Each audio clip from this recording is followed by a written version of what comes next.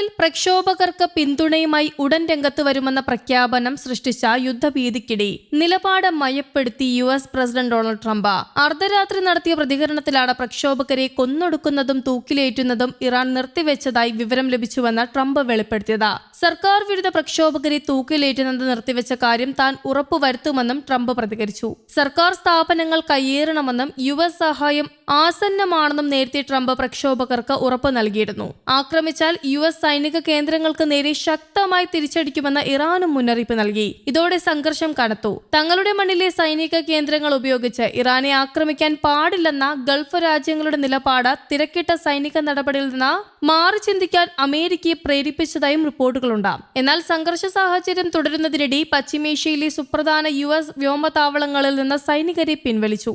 മുൻകരുതലുകളുടെ ഭാഗമായാണ് സൈനിക പിന്മാറ്റമെന്ന് മുതിർന്ന US ഉദ്യോഗസ്ഥൻ വെളിപ്പെടുത്തി. ഇറാനിൽ US ആക്രമണമുണ്ടാകുന്ന പക്ഷം അമേരിക്കൻ സൈനിക താവളങ്ങൾ ആക്രമിക്കുമെന്ന് ഇറാൻ മുന്നറിയിപ്പ് നൽകിയിരുന്നു. പശ്ചിമേഷ്യയിലെ USന്റെ ഏറ്റവും വലിയ സൈനിക ആസ്ഥാനം ഖത്തറിലെ അൽ ഉദൈദയാണ്. 10,000-ഓളം സൈനികരുള്ള മേഖലയിലെ ഏറ്റവും വലിയ US താവളം കൂടിയാണ് ഉദൈദ.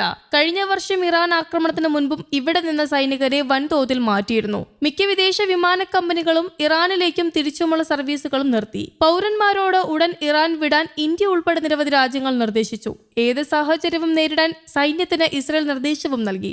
ഇറാന്റെ ആഭ്യന്തര കാര്യങ്ങളിൽ US ഇടപെടൽ അംഗീകരിക്കാനാകില്ല എന്ന് റഷ്യൻ വിദേശകാര്യ മന്ത്രാലയവും അറിയിച്ചു. ഉടൻ ആക്രമിക്കാനുള്ള ട്രംപ് ഭരണകൂട നീക്കം തൽക്കാലം നിർത്തിവെക്കണമെന്ന് അറബ് രാജ്യങ്ങളും അമേരിക്കയോട് ആവശ്യപ്പെട്ടു. അതേസമയം ഇമിഗ്രേഷൻ നടപടിക്രമങ്ങൾ അവലോകനം ചെയ്യുന്നതിന്റെ ഭാഗമായി ഇറാൻ ഉൾപ്പെടെ 75 രാജ്യങ്ങളുടെ വിസ താൽക്കാലികമായി നിർത്തിവെക്കുമെന്ന് US സ്റ്റേറ്റ് ഡിപ്പാർട്ട്മെന്റ്.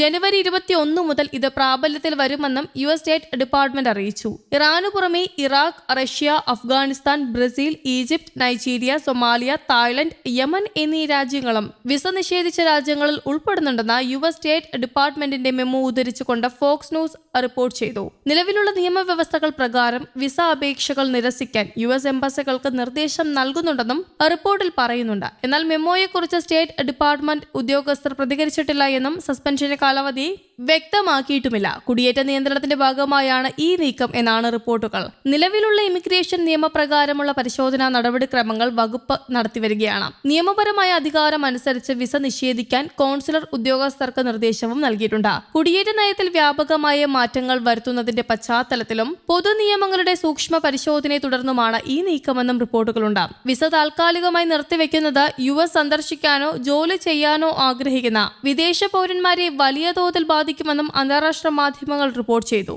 അനധികൃതരായ കുടിയേറ്റക്കാരെ കണ്ടെത്തുന്നതിനായി സ്റ്റേറ്റ് ഡിപ്പാർട്ട്മെന്റ് അധികാരവും ഉപയോഗിക്കും. അമേരിക്കൻ ജനതയുടെ ഔദാര്യം ചൂഷണം ചെയ്യുന്നവർക്കെതിരെ നടപടിയെടുക്കുമെന്ന് സ്റ്റേറ്റ് ഡിപ്പാർട്ട്മെന്റ് വക്താവ് ടോമി പിഗോട്ട് പ്രസ്താവനയിൽ പറഞ്ഞു. അതേസമയം രാജ്യത്തിന് എതിരായ ആക്രമണങ്ങൾക്ക് പ്രേരിപ്പിക്കുന്ന അമേരിക്ക അപലപിക്കണമെന്ന് ഐക്യരാഷ്ട്രസഭയോട് ആവശ്യപ്പെട്ട് ഇറാൻ രംഗത്തെത്തി. UN സെക്രട്ടറി ജനറൽ അന്റോണിയോ ഗുട്ടറസിനും UN അംബാസഡർ അബൂക്കർ ദാഹിർ ഒസ്മാനെയും അഭിസംബോധന ചെയ്ത് അയച്ച കത്തിലാണ് ഇറാന്റെ ഈ ആവശ്യം. തന്റെ രാജ്യത്തിനെതിരെ ആക്രമണങ്ങൾക്ക് പ്രേരിപ്പിക്കുന്നതിനും ബലപ്രയോഗം നടത്തുന്നതിനും ഭീഷണിപ്പെടുത്തുന്നതിനും അമേരിക്ക അപലപിക്കണമെന്ന് ഇറാന്റെ ഐക്യരാഷ്ട്രസഭ അംബാസഡർ അമീർ സയ്യിദ് ഇറവാനി ആവശ്യപ്പെട്ടു. ട്രൂത്ത് സോഷ്യലിലെ US പ്രസിഡന്റ് ഡൊണാൾഡ് ട്രംപിന്റെ പോസ്റ്റുകളെ ഉദ്ധരിച്ചുകൊണ്ട് ഇറാനിൽ പരസ്യമായി അമേരിക്ക ആക്രമണങ്ങൾക്ക് പ്രേരിപ്പിക്കുന്നുവെന്ന് അദ്ദേഹം ആരോപിച്ചു. പ്രതിഷേധക്കാരോട് സർക്കാർ സ്ഥാപനങ്ങൾ പിടിച്ചെടുക്കാൻ ട്രംപ് കഴിഞ്ഞ ദിവസം ആഹ്വാനം ചെയ്തിരുന്നു. ഇതിന് പിന്നാലെയാണ് ഇറാൻ UNനെ സമീപിച്ചത്.